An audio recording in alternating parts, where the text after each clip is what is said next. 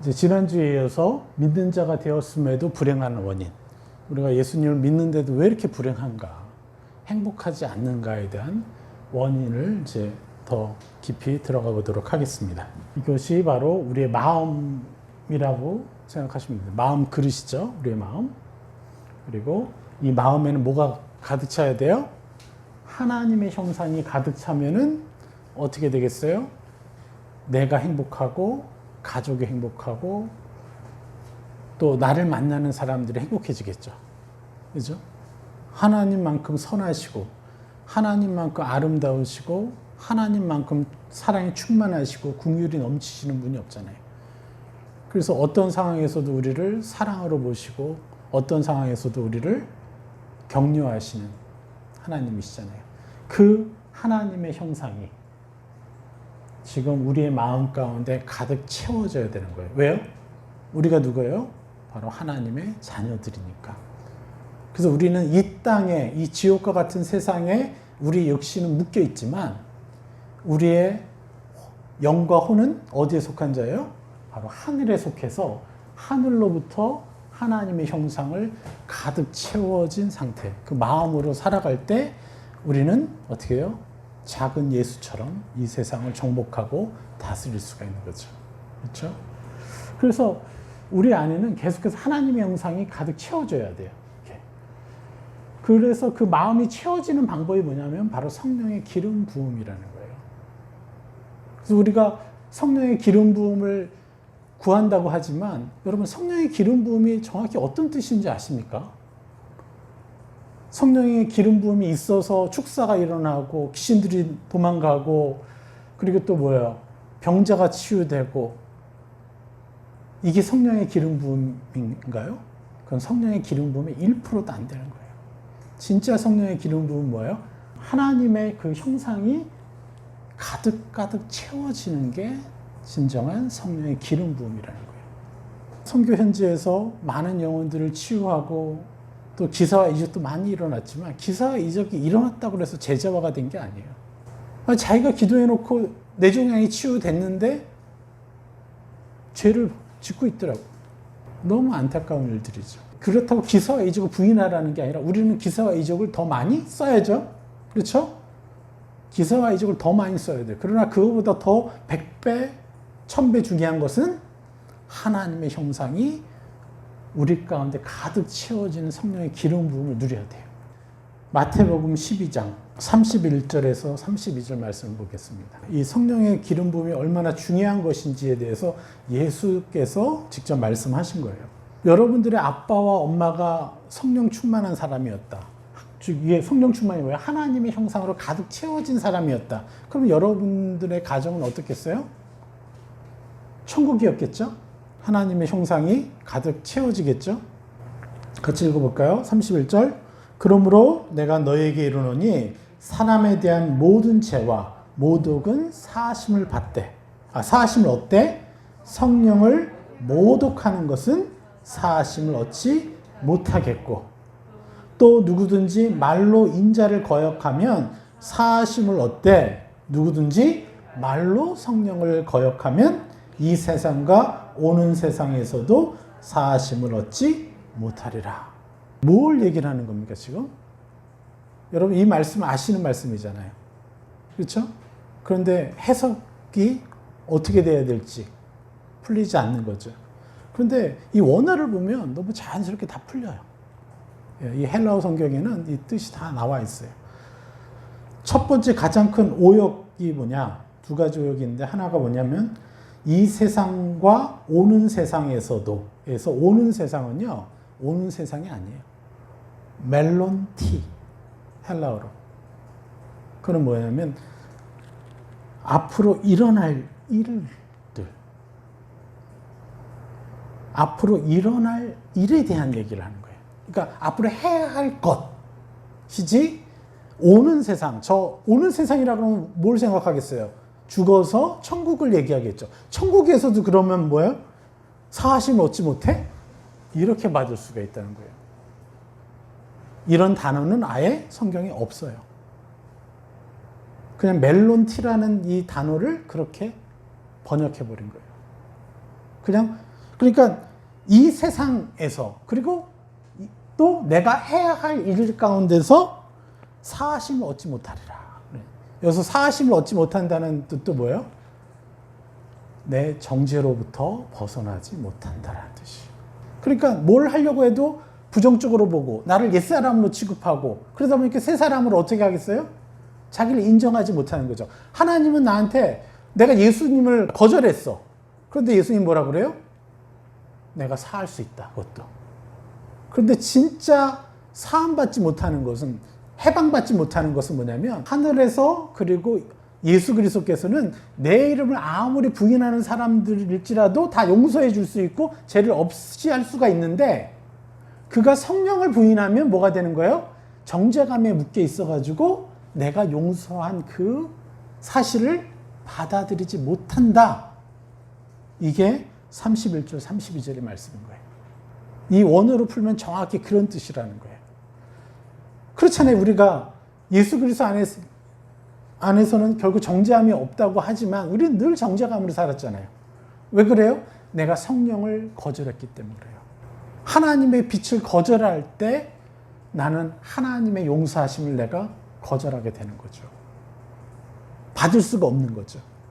그러니까 하나님이 아무리 축복하고 용서를 했음에도 불구하고 내가 죄를 더 사모하고 또 세상 것을 더 좋아하고 이 성령님이 내 안에 말씀하시는 것들을 내가 막 이렇게 거절하면 결국은 하나님이 용서한 사실, 예수님이 나를 품는 사실을 받아들일 수 없게 되는 거죠. 그러니까 성령을 거절한다는 의미가 뭐겠어요? 여러분의 마음속에 어떤 일이 일어나요? 길을 가는데 어떤 영혼을 만났어. 그런데 저 사람이 나한테 엄청나게 상처를 줬던 사람이에요. 전과 같으면 막 열불이 나야 되는데 저 인간 또 만났네? 근데 갑자기 저 영혼이 불쌍하게 느껴져. 그럼 여러분들은 어떻게 해요? 내가 미쳤나? 왜 이러지? 내가 왜 저 영혼이 왜 불쌍해? 나한테 한 짓이 어딘데? 이러면서 내 안에 갑자기 너무 선한 생각이 들고 선한 감정이 느껴졌을 때 사실 그것이 성령님이거든요. 그러니까 여기서 원어를 정확히 풀면 이 성령은 뭐냐면 하나님의 형상을 얘기하는 것이고 그리고 우리 마음 안에서의 최고의 선한 생각을 얘기하는 거예요. 그러니까 그게 뭐겠어요? 새 사람이 바로 성령인 거예요. 성령의 생각, 새 사람의 생각을 내가, 새 사람의 감정, 새 사람의 의지를 내가 거절하고 모욕한다는 뜻이에요. 여기서 정확히 얘기하면. 그래서 뭐라고 합니까? 모든 죄와 모독은, 사람에 대한 모든 죄와 모독은 사하심을 얻는데 정녕 성령을 모독하는 것은, 또 성령을 거역하면 이런 거, 이것이 뭐냐면 새 사람의 생각, 감정, 의지를 내가 그거 아니야. 거절하거나 난 그럴 리 없어. 모욕하는 거죠. 이렇게 되면 어떻게 해요? 사하심을 얻지 못한다라고 얘기를 하는 거예요. 이게 뭐 다른 뜻이 아닌 거예요, 정확히. 그래서 여러분들은 뭘 집중해야 되겠어요? 어떤 것을? 내 안에 들어오는 착하고 선한 생각을 그냥 흘려보내지 마세요. 그걸 붙잡아서 하나님하고 만나서 정말 내가 그렇게 나를 인정해야 됩니까? 내가 정말 탁월하게 살 수 있는 사람입니까? 정말 놀라운 행복으로 살 수 있는 사람입니까? 내가 무수한 사람들에게 도움을 줄 수 있는 사람일까요? 나는 정말 행복하고 멋지게 살 수 있을까요? 여러 가지 내 안에 좋은 생각들이 떠오르는데 너무 나답지 않게 좋아서 우리가 거절하고 무시하는 일들이 있어요. 그게 뭐라고요? 성령을 모욕하는 것이고 성령을 거역하는 것이라는 거예요. 그런데 우리가 성령을 존귀히 여기고 성령을 더 위대하게 우리가 존중할 수 있는 방법이 뭐죠? 자꾸 하나님께 여쭤보는 거죠. 아까도 우리 세라면서 뭐라고 고백했어요? 하나님, 내가 어떻게 하면 행복할까요?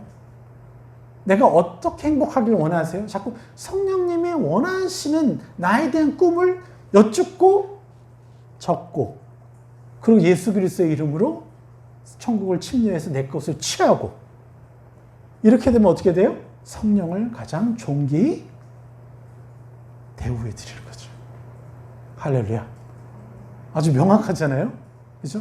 그래서 우리가 맨페이지를 열심히 써야 되고 또 자꾸 내 안에 들어오는 수많은 감정과 생각을 하나님께 올려드려서 내가 생각하는 내 삶에 대한 불안함, 두려움, 내 자신의 초라함, 걱정, 근심을 성령의 것과 새 사람의 것으로 바꿔치게 하는 그것이 바로 뭐예요? 성령을 존귀히 대접해 드리는 거죠. 대우해. 그러면 어떻게 돼요? 성령님은 자연스럽게 내 안에 더 임하시겠죠. 기름 부음이 임하는 거예요, 이게. 그런데 우리는 그동안 성령의 기름 부음을 위해서 어떻게 노력했죠? 그래서 이렇게 성령의 기름 부음이 막 오면 어떻게 돼요? 내 안에 있는 어둠들, 내 안에 있는 여러 가지 과거 상처로부터 훈련되었던 거친 생각, 거친 말투, 함부로 상처를 주는 행위, 행동 이런 것들이 어떻게 되겠어요? 이 성령의 기름 부음이 뭐예요? 바로 빛이기 때문에 그 빛에 의해서 얘네들이 빛을 보면서 어떻게 돼요? 도망가겠죠. 그래서 아름다운 아버지가 되고 아름다운 어머니가 되고 옛날에 저랑 제 아내가 치열하게 싸웠다 그랬잖아요. 근데 치열하게 싸우는 게 아니라 이제 더 열심히 사랑하고 존귀 여기는 그런 관계로 변화되는. 자녀들이 언제 가장 행복하죠? 아빠, 엄마가 너무 사랑하는 것을 볼 때 자녀들은 행복을 느끼는 거예요. 거꾸로 내가 먼저 예수님을 알았어요. 그럼 어떻게 해요? 내가 부모를 그렇게 만들어 주면 되는 거잖아요. 그죠? 어떻게 해요? 성령의 기름 부음을 통해서. 인간이 할 수 없어요. 우리 민준이 아빠와 엄마와 동생을 위해서 세상을 같이 적어놓고 선포했더니 어떻게 됐어? 갑자기 동생이 막 부드러워졌지? 이거 무슨 일이야 도대체? 전혀 변화되지 않았던 그 일이 내가 꿈을 꾸고 같이 선포했더니 되는 거예요. 누구만 하실 수 있는 거예요? 성령만 하실 수 있는 거예요. 우리가 성령을 그들에게 입혀주니까. 예? 새 사람을 입혀주니까 성령이 같이 들어가서 그 일을 하시잖아요. 그래서 예수님이 필요한 거지. 교회 와가지고 예수님 앞에 무릎 꿇고 영광 받으십시오. 예배 받으십시오. 이게 무슨 하나님을 예배하고 찬양하고 영광을 올리는 거예요.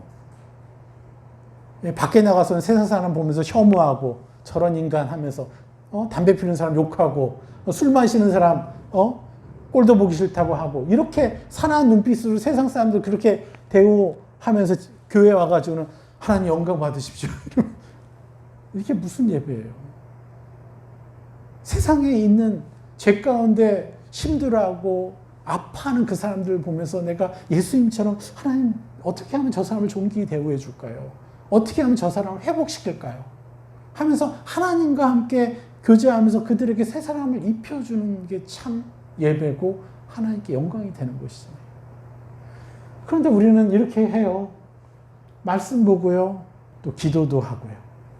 또 사람들에게 부족한 사람이 있으면 모두 사주고 또 그들을 존귀히 대우해주고 그들을 무시하지 않고 축복해주고 그런 긍휼과 사랑 그럴 때도 뭐가 들어와요?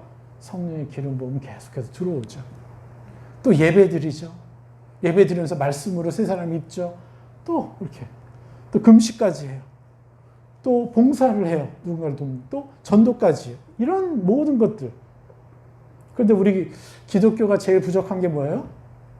다른 종교들에 비해서 그들은 행위로 자기 구원을 성취해야 되기 때문에 열심히 뭔가를 희생하는 일을 하는데 기독교인들은 생각보다 그게 약해요.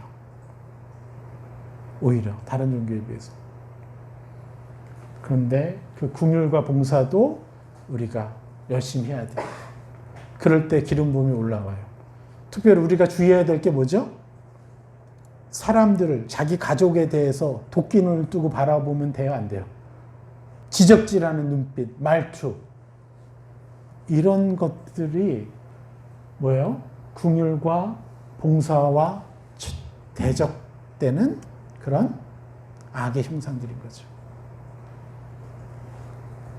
그래서 많은 사람들이 이렇게 많은 기름 부음을 얻기 위해서 이렇게 노력하는데 문제는 뭐예요? 그러면 이게 채워지면 어떻게 되겠어요? 예배 하나만 드려도 일주일에 한 번 예배 하나만 드려도 기름 부음이 채워지는 거잖아요. 그럼 이 사람은 변할까요? 안 변할까요? 삶이? 네? 변하지 않는 게 기적이라고 제가 말씀드렸잖아요. 여기서 단 하나만 꾸준히만 해도요, 이 사람은 채워져요. 그래서 결국은 성령님이 채워지고 넘쳐서 자꾸 주변으로 퍼지게 돼 있어요. 그래서 더 멋지고 매력적인 사람이 되는 거예요. 그래서 세상 사람들도 보면서 와 정말 멋지다. 나도 저렇게 변하고 싶다. 이렇게 갈망하게끔 돼 있는 거예요. 그런데 그렇습니까? 실제로? 우리가 한 달을 예배를 드리기만 해도 삶이 바뀌는데, 삶이 계속 성장하는데, 내가 하루만 예배를 드려도 계속해서 우리가 성장하는데 왜 그렇게 안 되죠? 뭐가 있어요? 바로 이런 누수들.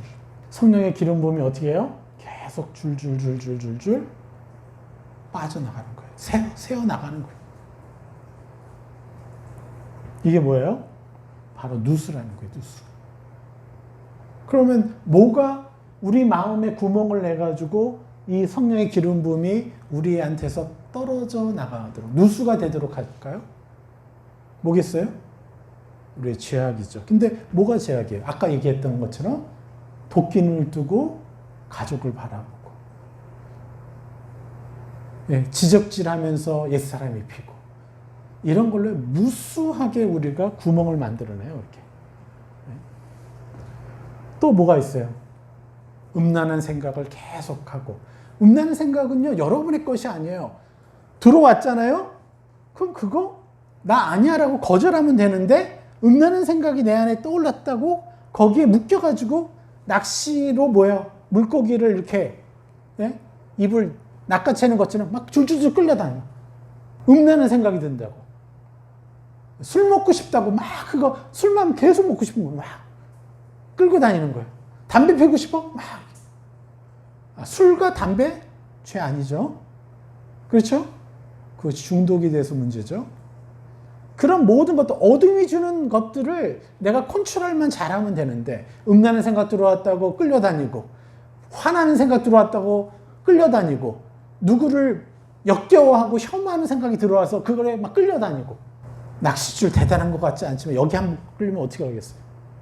우리가 뭐 대단한 것 같지 않지만 이런 것 하나로 우리가 끌려다니는데, 대단한 건 아닌데 우리가 우리 삶에 중독이 무너지고 삶이 파괴되고 계속해서 어둠의 종처럼 살게 되는 거예요. 왜 그래요? 내가 그것이 내가 아니라는 것을 거절해 본 적이 없으니까요. 너무나 많은 사람들, 세상 사람이 당연히 모르죠. 음란한 생각은 예수 그리스도를 내가 영접했을 때 이미 죽은 것이라는 거. 이거를 인정을 못하죠. 세상 사람들은. 모르니까. 그런데 우리 그리스도인은 왜 그걸 거절을 못하죠? 몰라요. 너무나 안타까운 것이 수많은 목사님들과 선교사들도요, 음란한 생각이 자기 생각이라고 생각하는 거예요. 음란의 갈망이 자기의 갈망이라고 생각하는 거예요. 그럼 예수 그리스도는 어디 가신 거예요, 도대체? 예수 그리스도는 왜 죽은 거예요? 이 죄의 영향력에서 우리를 완전히 끊어내기 위해서 예수님이 돌아가신 건데, 그걸 계속 나라고 인정하잖아요. 이 음란이 약하지 않다는 거 너무 잘 알아요. 저도 굉장한 음란한 사람이었기 때문에 너무 잘 알아요. 근데 그때는 몰랐어요. 그 음란한 것이 나와 하나가 되었다가 예수 그리스도 통해서 이것이 나에게 하나가 아니라 이제 떨어졌는데 붙어 있을 뿐이라고. 그래서 내가 그것이 내가 아니라고 예수 그리스도의 이름으로 거절만 하면 얘는 점점점 나로부터 멀어질 수 있다는 거. 그래서 우리가 끊임없이 뭘 해라 그래요? 나는 음란한 생각이 들어올 때 뭘 해요? 나는 음란한 사람이 아니라 정말 어떤 사람을 대해서도 음란을 보는 게 아니라 뭐예요? 하나님의 거룩한 자녀로 보는, 존귀한 자녀로 보고 느끼는 사람이라고 새 사람을 입을 때 음란이 나로부터 멀어져 간다고 말씀드렸죠. 이게 바로 뭐예요? 예수 그리스도의 십자가의 권세죠. 요거를 내가 써서 요 음란이 나를 공격할 때 너 나 아니야 하고 오히려 새 사람을 입어버릴 때 이 음란한 구멍이 생길까요? 안 생길까요? 안 생기고 오히려 더 새 사람을 입었으니 더 기름 부음이 10배, 100배로 더 오겠죠. 그런데 우리는요, 이 음란한 구멍이 계속 생기도록 자꾸 묵상하고 끌려다니고 그러다가 시간을 보내요. 그래서 구멍 하나 뚫려가지고 이제 쭉 나가는 거예요. 이 음란이 뚫리면 또 어떻게 해요? 또 다른 것들이 막 뚫려요. 여러 가지 것들. 예. 제일 많이 짓는 죄가 뭐예요? 남을 판단하는 거 함부로. 그 사람의 모습을 보면서, 연약한 모습을 보면서 왜 저렇게 살아? 예? 동생이 자꾸 엄마한테 짜증을 내. 쟤는 맨날 왜 이렇게 짜증을 내? 나까지 막 판단하고 있으면 동생이 바뀌어요, 안 바뀌어요? 안 바뀌지. 근데 동생한테 새 사람을 입히고 축복하니까 동생이 바뀌어. 그리고 나도 동생을 판단한 게 아니라 동생을 뭘 했어요? 동생에게 새 사람을 입히는 축복을 해줬잖아요. 그러니까 내 마음에 판단이라는 구멍이 생기기 전에 판단이 막혀지고 또 기름 부음이 또 오는 거죠. 이게 우리의 삶이어야 되는데 세상 사람들은 아예 이걸 몰라서 계속 합법적으로 누구를 미워하고 당을 짓고 커피숍에 앉아있으면요 끊임없이 남들 뒷담화하고 있고요. 특별히 자매님들, 아주머님들, 교회 집사님, 권사님들 모여가지고 제가 어느 교회 강의를 갔어요. 처음 가는 길에 제가 선교사로 했을 때니까. 그래서 최소 1시간 전에 미리 가 있어요. 그래서 차를 대고 커피숍에 앉아있어요. 그 교회 앞에 있는 커피숍에 딱 앉았는데 그 교회 교인들이 와가지고 모여가지고 옹기종기 누군가를 그렇게 뒷담화를 하시는 거예요. 그래서 저는 생각하는 거예요. 저분들 집에 가면 오늘 남편하고 한바탕 하든지 아들을 잡든지 딸을 잡으시겠구나. 왜요? 그 부메랑이 돌아오기 때문에. 너무 안타깝죠. 계속해서 어떤 집사를 용서 못하고 미워하고 물론 이해되죠. 그 사람부터 받은 상처가 크니까. 너무나 많은 사람들이요. 관계 가운데 너무 많이 울분, 피해의식, 상처, 그래서 합법적으로 그 인간은 나쁜 인간이야 하면서 계속해서 속으로 미워해요. 이걸 그대로 놔둬요. 그러니까 구멍이 뚫리는 거예요. 그러니까 일주일에 예배를 한 번 가고 아니면 새벽 예배도 가고 금요철에 가고 수요 예배 가도요. 사람이 안 바뀌는 거예요. 왜요? 이걸 그대로 놔두고 있으니까 빠지는 거죠. 또 남자들의 음란과 거의 필적할 만한 우리 자매님들의 중독이 뭐예요? 시기, 질투. 나보다 더 잘하면 안 되는 거죠. 남의 집 자식이 내 딸을 능가해버리면 안 돼. 내 아들을 능가해버리면 안 돼. 그것 때문에 막 견딜 수 없어. 이런 수많은 것들, 시기 질투하면서 그 뒷담화하게 되죠. 그리고 가장 근본적인 거, 안정감이 없는 거예요. 뭐든지 불안하고 두려워하는데 불안하고 두려워하면서 하나님께 정작 가져가질 않아요. 그러니까 항상 무슨 사건을, 상황을 봐도 그냥 내가 두려워하는 거예요. 불안하고. 그러니까 이 틈을 타고 악한 년들이 얼마나 온갖 생각과 감정을 집어넣어 주겠어요? 그러면 여기에 파생된 것이 수많은 것들을 또 만들어내는 거죠. 두려움, 또 피해의식, 억울함, 이런 이제 것들로 너무나 많은 구멍들이 생긴다는 거예요. 누수될 구멍들. 우리가 정말 아름답게 살고자 했지만 내가 짓고 있는 죄가 무엇인지 몰라서 우리가 이걸로 너무 열심히. 그래서 부역장님 왜 저러나 판단될 수밖에 없었고, 전도사님 왜 저러나, 저 목사님 왜 저러나 왜 판단될 수밖에 없었어요? 그분들도 몰라서 이렇게 당했기 때문에 그래요. 그래서 그분들의 삶을 보면서 판단하고 있어서 나도 똑같이 누군가는 이걸 막아줘야 되는데 같이 판단하고 있는 거예요. 서로 연약함에 대해서. 그래서 어떤 연약한 목사님을 만나건 어떤 연약한 셀장, 구역장을 만나건 우리는 뭘 해야 돼요? 새 사람으로 축복해줘야 일단 내 구멍부터 막고 내 구멍이 안 뚫리고 그 다음 그들의 구멍도 좀 막아주고. 그런데 우리는 무조건 잘못된 사람들에 대해서, 이웃에 대해서 욕하고 그들의 잘못을 막 얘기해야만 희열을 느껴요. 왜 그런지 아세요? 나는 저들과 다르다는 것을 자꾸 주장질하고 싶은 거예요. 그러니까 자존감이 낮으니까요. 자존심을 부리는 거예요. 어떤 것을. 이게 누구의 문제예요? 우리의 문제고 모든 교회의 문제고 또 세상 사람들의 문제예요. 다른 종교인들은요. 아예 그들은 합법적으로 이렇게 하면서 어둠에 묶여가지고 그 종교에 묶여서 어둠 속에서 살다 가는 그런 인생을 사는 거죠. 다른 종교들은. 근데 우리는 희망이 있습니다. 여기서 벗어날 수 있는 길은 뭐예요? 축복해 주는 거예요. 예수 그리스도의 이름으로. 그러면요. 내 마음에 늘 지배받던 중독들의 문제가 하나하나 해결이 되고 우울증 치료되고 모든 정신병 다 해결돼요. 왜요? 성령님이 임하시는데 무엇이 치료가 안 돼요? 아니, 귀신 들렸는데 성령님이 임하시니까 귀신이 도망가요. 이게 기적이에요? 상식이죠? 이건 정상적인 거죠? 어떤 귀신 들린 자도요, 제 앞에 와서 축사 안 당한 귀신이 없어요. 근데 제가 대단해서가 아니라 저는 계속 그 사람의 입으로 고백하게 해요. 자꾸 새 사람을 입게끔. 그러니까 스스로 새 사람을 입도록 하니까 점점점 귀신이 도망가는 거예요. 그 사람이 인정해버리니까. 그러니까 여러분들이 다 할 수 있는 거예요. 그 일을 우리가 하는 거죠. 그래서 예수님의 어떤 보호막, 이건 뭐냐면 이렇게 하면서 살아감에도 불구하고 악한 영이 우리를 주도해서 우리를 죽이거나 자살을 하게 만들거나 더 악하게 되지 않도록 최대한 막아주는 게 뭐냐면요. 바로 예수님의 보호막이에요. 예수님이 뭘 하고 계시기 때문에 그래요? 하늘에서 우리를 위해서 중보하고 계시기 때문에 그나마 우리가 요 정도로 망가져 있는 거예요. 원래 더 한 100배는 더 망가져 있어야 되는데 100배가 뭐예요? 한 1000배는 더 망가진 삶을 살고 있어야 되는데 예수님을 믿건 믿지 않건 예수님이 그분의 중보로 그나마 이 세상에 요만큼이라도 버텨내는 거예요. 지금 이해가 되시죠?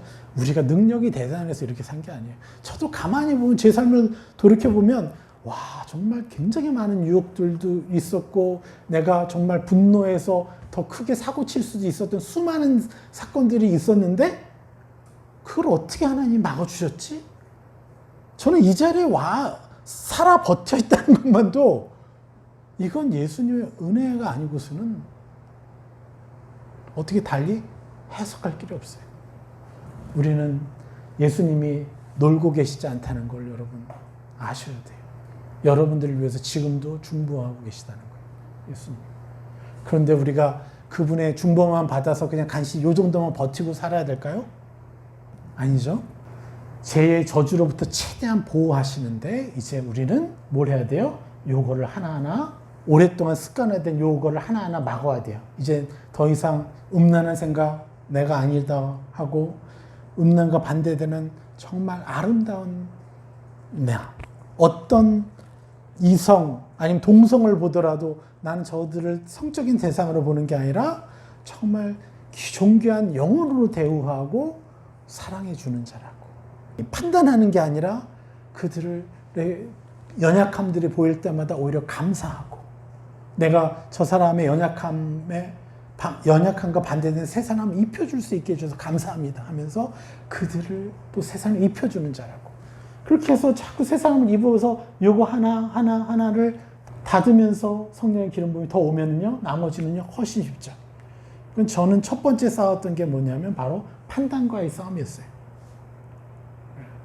판단과 싸우기 시작하니까 빛이 더 들어오니까 내 안에 엄청 음란한 게 있었구나. 그게 보여서 또 음란과 적극적으로 싸우게 되고 그럼 나중에는 뭐예요? 와, 내가 용서를 못하는 것도 있구나. 그런 것을 또 알게 하면서 또 이걸 메꾸고 그러니까 성령의 기름 부음이 더 차고차고 넘치죠. 바뀌어가는 거예요. 나중에는 내 안에 분노 조절 장애가 있었어? 이런 것도 더 깊이 인식하게 되고요. 이렇게 되니까 성령의 기름 부음이 차고차고 넘치죠? 차고차고 넘치니까 사도 바울이 나중에 뭐라고 고백해요? 나는 죄인 중에 괴수라고 얘기해요. 왜 그럴까요? 성령님 가득가득 채워지니까 하나님의 찬란한 빛이 더 보여. 하나님의 원래 내게 주실 새 형상이 얼마나 찬란한지 보이고 하나님이 너무 찬란하게 보이니까 나는 예전보다 훨씬 더 거룩해졌는데 이것조차도 너무 더러운 거야. 죄인 중에 개수처럼 보이는 거야. 내가 본 영광이 너무 크니까. 할렐루야. 사도 바울은 엄청난 하늘의 영광을 본 거예요. 하늘의 빛을 본 거예요. 처음엔 사도 바울은 성령의 기름 부음을 사역의 영으로 받았지만 나중에는 어떻게 해요? 형상의 영으로 받은 거예요. 이해가 되십니까? 성령님은 사역의 영문 몇 프로 안 돼요? 진짜는 하나님의 형상이 바로 성령의 본질이라는 거예요. 이 두 가지를 누리는 거예요. 예. 그 대신 이번에 우리 수양회 가죠. 수양회는 제가 이제 성품을 하도 강조하다 보니까 사역의 영에 대해서 별로 강조를 안 했어요. 사역의 영에 대한 기름 부음을 이번에는 강의를 할 겁니다. 그래서 여러분 엄청난 기름 부음을 받고 가실 거예요.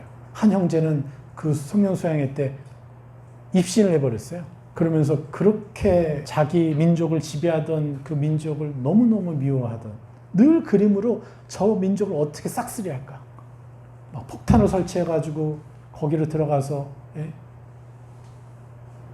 이 주요 지도자들 암살할까? 막 이런 생각하던 친구예요. 10몇 살밖에 안 됐는데. 한국으로 따지면 카이스트 같은 데 가는 시험을 2번이나 쳤는데 다 합격했던 친구. 근데 그 형제가 그 성령 수양회 때 입신을 해버리고 그리고 나오면서 그 원수 같은 민족을 사랑하기 시작한 거예요. 이런 일들이 있었어요. 여러분 이해가 되시죠? 이게 누구의 문제예요? 우리 모두의 문제라는 거예요. 세상 사람들의 문제이기도 하지만 우리가 예수를 믿어놓고도 동일하게 이렇게 해요. 세상 사람들을 뭘 해요? 세상 사람들이 그나마 그래도 좀 잘 살려고 하는 사람들 뭘 해요? 긍휼을 베풀고요. 남들을 존귀 대우하려고 애쓰고요. 그죠? 도우려고 하고 그런 것으로 자기를 유지해요. 오히려 기독교인들보다 더 멋있게 사는 세상 사람들도 있어요. 그들의 그런 삶을 통해서. 근데 그게 뭐예요? 그들의 삶이 하나님이 기뻐하신 예배인 거잖아요. 이게 기독교인들만의 얘기가 아니라 우리 모든 인간이 가진 직면한 문제예요. 그런데 우리는 서로의 연약함을 가지고 판단하고 미워하는 것이 아니라 어떻게 하면 도와줄까? 어떻게 하면 하나님의 영, 성령의 기름 부음이 우리 가운데 와서 그들을 더 채워줄까? 이것에 우리가 생명을 걸어야 되는 거죠. 하나님의 절대적 은혜로 우리가 그나마 지금 버티고 살았지만 이걸로 만족해서 안 되는 거예요. 우리가 누리지 못했던 행복을요, 이제는 마음껏 누려야 돼요. 거침없이 침노해 가면서 난 더 행복할 거야. 난 더 아름다울 거야. 난 더 많은 사람들 변화시킬 거야. 난 어둠에 묶여있는 사람들을 더 많이 정복해서 그들에게 하나님의 영을 선물해 줄 거야. 하나님이 그들의 아버지가 되게 할 거야. 이 세상이 왜 이렇게 힘들죠? 온전한 아버지, 온전한 어머니가 부족하니까요. 그래서 그들에게 완전한 아버지인 하나님, 완전한 어머니이신 하나님을 그들에게 선물해야죠. 이게 우리 교회가 해야 할 일인 것이죠. 우리의 본질은 뭐냐? 바로 포도원의 주인이신 하나님이 우리의 본질이 되어야 돼요. 우리가 교회를 다니고 예배를 드리는 목적이 하나님과 친밀히 사귀기 위한 거예요? 아니면 내가 포도원에서 일했기 때문에 거기서 받는 삭을 얻으려고, 축복을 좀 얻으려고, 이게 우리의 본질이 돼서는 안 되는 거예요. 여러분 정말 하나님과 친밀히 사귀고 그분 자체가 여러분의, 그 하나님 아버지가 여러분의 완전한 아버지가 되는 것이 여러분의 삶의 최고의 목표가 되어야 돼요. 그러지 않으면 우리는 그냥 종교생활도 하게 되어 있는 거예요. 포도원 예화는 계속 드렸잖아요. 천국이 뭐라고요? 포도원의 주인이 바로 천국이라고 그랬고 그것이 하나님이잖아요.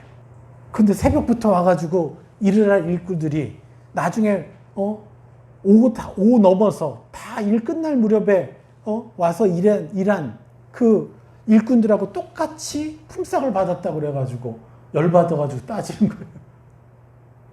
새벽부터 그 포도원에 들어가서 일한 사람들은 어떤 영광을 누린 거예요? 그 포도원의 주인이신 그 하나님과 같이 시간을 보냈잖아요. 같이 교제했잖아요. 그것만큼 찬란한 영광이 어디 있어요? 그런데 우리는 그분과 사귀는 것이 목적이 아니라 항상 그분으로부터 나오는 콩고물, 떡고물. 이러니 이 사람들은 계속 구멍을 내는 삶을 살 수밖에 없죠. 그래서 여러분 천국을 침노해야 돼요. 하나님 자체가 내 아버지가 주었지 못했던 완전한 아버지의 사랑을 주시는 그 하나님과 매일매일 만나기 위해서, 그분과 동행하기 위해서, 그분과 친밀히 사귀기 위해서 나는 오늘 하루도 살아갑니다. 어떤 생각이 들어도 그래서 친밀히 사귀고자 하는 하나님께 가져가는 거죠. 어떠한 근심이 들어도 아버지께 가져가서 아버지와 교제하는 거죠. 어떤 억울한 생각이 들어도 그걸 하나님께 가져가서 하나님과 만나서 교제하는 거죠. 본질은 뭐예요? 하나님 아버지와 사귀는 거죠. 이것이 우리의 삶의 본질이 되어야 돼요. 그러지 못해서 뭐가 돼요? 그리스도인이 되었음에도 불구하고 여전히 불행하게 사는 거예요. 어떤 거대한 사역을 이루었다고 성취했다고 행복한 거 아닙니다. 거대한 성취 이루어놓고 왜 또 그거 못하냐고 또 화를 내는 목사님이 얼마나 많은지 아세요? 자기 밑에 있는 전도사로부터 사랑받지 못하는 목회자들은요, 잘못된 겁니다. 밑에 있는 사람들이, 함께 일하는 사람들이 그 목사님을 존경하고 사랑하는 게 당연한 거예요. 그런데 많은 교회 목사님들 보면 전도사님들이 너무너무 싫어해요. 그 목사님. 한둘이 아니에요. 왜? 그분들은 자꾸 사역을 성취하고 이뤄가야 되니까 자꾸 밑에 사람 이끌처럼 시켜요. 일꾼처럼 막 성취 못했으면 또 뭐라고 하고 막 이러면서 그들을 자녀답게 그렇게 키우지 않고, 그러니까 그런 데서 성장한 전도사들이 어떤 목사님이 되겠습니까? 너무 비본질. 사역을 얼마나 이뤄내느냐가 중요한 게 아니라 그 사역을 하면서 얼마나 하나님과 동행했느냐, 얼마나 하나님과 친밀히 사귀었느냐, 그게 더 중요하죠. 저도 이걸 몰랐을 때는 선교 현지에서 막 밑에 사람들 막 뭐라고 하고 화도 내고 막 그래서 영혼을 잃어버렸어요. 정말 저를 위해서 충성했던 친구들인데 너무 안타깝죠. 저희 이 부족함 때문에. 그때는 몰랐어요. 이게 본질인지를. 혹시 제 유튜브를 우연찮게 듣는 예전에 제자들이 있다면 이 자리를 빌어서 사과를 합니다. 내가 너무 부족해서 네. 어떻게든 비전을 이뤄야 된다고 그것에 난 그게 하나님을 사랑하는 것인 줄 알았어요. 근데 그 한 영혼 한 영혼의 마음을 살피고 존귀 여기는 것이, 그리고 같이 하나님께 나아가는 것이 너무 중요한 본질이었는데 너무 안타깝죠. 우리 모두는요 늘 허기짐이 있죠. 여러분 매일매일 행복하세요? 매 순간? 그렇지 않잖아요. 왜냐하면 내 마음이 어딘가 허기져 있기 때문에 그래요. 그 허기짐을 채우고 그 허기짐 때문에 더 행복해질 수 있는 방법은요, 하나님과 만나는 거예요. 내가 왜 지금 허기질까요? 내가 왜 지금 행복하지 않을까요? 하면서 하나님께 가져가면 그 원인들을 알려주시고 어둠의 속은 부분을 쳐내게 하시고 하늘의 형상을 새 사람을 입을 수 있도록 도와주시는 거예요. 그럴 때 비로소 우리의 허기짐은 해결이 됩니다. 근데 지금은 그 허기짐을 어떻게 채우게 해요? 사단은 게임 중독에 걸리게 하고 미디어 중독에 빠지게 하고 다른 여기 운동 중독자 있네요. 운동 중독을 하고요. 태권도도 부족해가지고 주짓수 하고 막 그것도 부족해? 킥복싱 했나? 킥복싱 하고 예, 우리 민준이 조심하세요. 한 방이면 날아갑니다, 우리. 네? 왜요? 자기도 모를 스트레스를 이걸 통해서 회피하고 싶은 겁니다. 어떤 것이건 과해야 돼요. 그래서 제가 더 이렇게 기도하게 되고 제가 돌보고 싶은 이유는 하나님 아버지를 깊이 만나야 우리는 비로소 안식에 들어가고 행복해지기 때문에. 어떤 사람은 너무 앉아만 있어. 그런 사람은 또 어떻게 운동해야죠, 거꾸로. 그런데 운동할 때도 하나님과 더불어 가고 부르면서 이렇게 하면서 우리의 허기짐을 채울 수 있는 것이죠. 허기짐을 유일하게 해결할 수 있는 해결책이 뭐라고요? 읽어볼까요? 천국 자체이신 하나님과의 만남과 동행, 이 사귐이라는 거죠. 이해가 되시죠? 이게 우리에게 너무너무 필요한 것입니다. 이렇게 될 때 우리는요, 절대 불행할 수 없어요. 불행하면 뭐가 되는 거예요? 우리가 불행하면 그게 기적인 거예요. 저는 사역하고 수많은 열매를 만들어내면서도요, 불행하다는 느낌이 들었었거든요. 선교 현지에서 정말 어느 누구도 이뤄내지 못했던 성공을 얻었는데도 저는 행복하지가 않았어요. 왜요? 저는 그 사역, 그 비전을 이뤄내는 게 목적이었지, 하나님 자체가 내게 목적이 아니었던 거예요. 하나님 아버지와 내가 사귀는 그것이 내 삶의 목적이 되면요, 나머지는 다 됩니다. 비전 이루는 건 한 100배는 더 빨라졌을 거고, 성취하는 것은. 근데 우리가 경험이 없잖아요. 우리 육신의 아버지하고도 제대로 사귀어보지 못해봐가지고 하늘 아버지랑 어떻게 사귀는지 몰라요. 그래서 그게 어려움이 있는데, 그래서 우리가 지금 여러 가지 전략들을 만들어서 제 노하우를 여러분한테 알려주는 게 바로 성막기도나 셀, 이런 것들이 바로 그렇게 아버지를 만나게 하는 방법이 되는 거죠. 자, 여러분, 이제 우리는 불행한 것이 기적이다. 맞습니까? 우리는 매일마다 더 행복해질 수 있다는 거예요. 우리 한번 저를 따라 천국을 침례해 볼까요? 예수 그리스도의 위대하신 희생과 사랑과 권능의 이름으로 선포합니다. 나는 성령의 기름 부음을 날마다 풍성하게 체험받는 그런 자녀가 되었습니다. 그런 자녀가 되게 하심에 감사합니다. 나는 온갖 음란, 판단, 시기, 질투, 용서 못함, 미움, 두려움, 피해의식, 섭섭함, 혐오하는 것, 모든 어둠들을 민감하게 거절하고 그 모든 것들을 하나님께 가져가서 하나님과 사귀며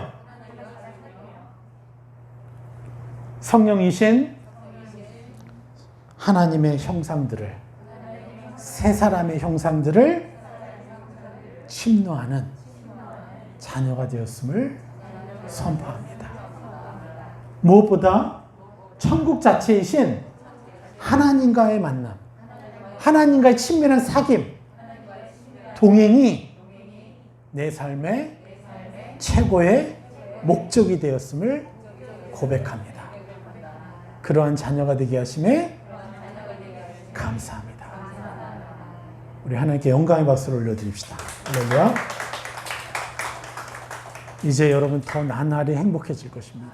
여러분이 있어서 고맙다고 하는 사람들이 무수히 생겨날 거예요. 여러분들이 가는 곳마다 많은 영혼들이 여러분 때문에 자기가 존귀한 사람인지를 깨닫게 될 것이고, 더 행복하게 살 수 있음을 알게 될 것이고, 자기도 수많은 사람들을 돕기를 갈망하는 삶을 살기로 결단하는 사람들이 나올 것입니다. 그것도 전 세계. 할렐루야.